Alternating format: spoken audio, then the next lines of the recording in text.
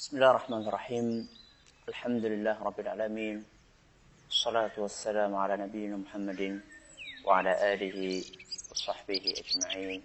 Amma ba'd. Tahun 1976 Masehi. Ada kejadian apa pada tahun itu? Mungkin ada di antara para pemirsa yang sudah lahir saat itu. Kalau saya belum lahir. Cuman saya baca berita. Ya. Tahun 1976 ada sebuah kejadian yang unik. Kejadian apa? Kejadian pertandingan sabung manusia yang tidak lazim. Apa? Eksibisi antara juara dunia gulat melawan juara dunia tinju. Makanya saya katakan unik karena antara juara tinju melawan juara gulat. Juara tinjunya adalah Muhammad Ali, sedangkan juara gulatnya adalah Antonio Inoki dari Jepang. Namun, ternyata hasil akhirnya mengecewakan banyak orang. Banyak orang yang kecewa berat ketika melihat hasil akhir dari pertandingan tersebut. Apa gerangan hasil akhirnya? Kalau Anda yang baca berita atau Anda yang hidup pada saat itu mungkin tahu. Hasil akhirnya adalah draw. Alias tidak ada yang menang dan tidak ada yang kalah. Yang jadi pertanyaan, kenapa banyak yang kecewa? Kenapa banyak yang kecewa dengan hasil draw tersebut? Jawabannya adalah karena mereka pengen tahu dan penasaran. Siapa di antara dua juara dunia ini yang lebih kuat? Yang lebih kuat. Inilah barometer kekuatan menurut kebanyakan orang. Kebanyakan orang menilai kekuatan itu dari kekuatan fisik. Siapa yang kuat duelnya, dialah yang paling kuat. Itu menurut persepsi kebanyakan manusia loh. Tapi kalau menurut agama kita beda. Agama kita menilai kekuatan bukan semata dari kekuatan fisik. Tapi agama kita menilai kekuatan dari sisi yang lainnya. Dalam sebuah hadis yang diriwayatkan oleh Imam Bukhari dan Muslim, Nabi kita Muhammad sallallahu alaihi wasallam bersabda, "Laisa syadidu bis-sar'ah." Kata Nabi SAW, orang yang kuat itu bukan diukur dari kekuatan dia dalam duel, dalam berkelahi, dalam bergulat. Bukan.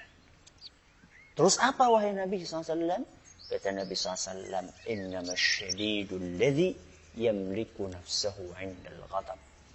Orang yang kuat adalah orang yang bisa menahan diri ketika dia sedang emosi. Jadi barometer kekuatan di dalam Islam itu bukan semata kekuatan fisik. Tapi barometer kekuatan dalam Islam adalah bagaimana Anda bisa menahan diri Anda ketika Anda sedang marah. Berarti kita tidak boleh marah dong. Marah, manusiawi. Saya kira nggak ada di antara kita yang tidak pernah marah.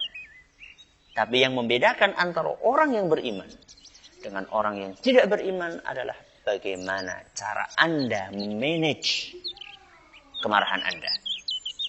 Wah, ternyata marah ini ada manajemennya juga ya. Iya. Jadi manajemen itu nggak cuma manajemen perusahaan, tidak. Tapi marah juga ada manajemennya. Bagaimana cara kita memanage marah? Itulah orang yang kuat. Orang yang kuat adalah orang yang bisa memanage kemarahan dia. Bagaimana cara memanage kemarahan? Banyak. Antara lain yang pertama adalah tidak melampiaskan kemarahan dengan perkataan atau perbuatan. Tidak melampiaskan kemarahan dengan perkataan atau perbuatan.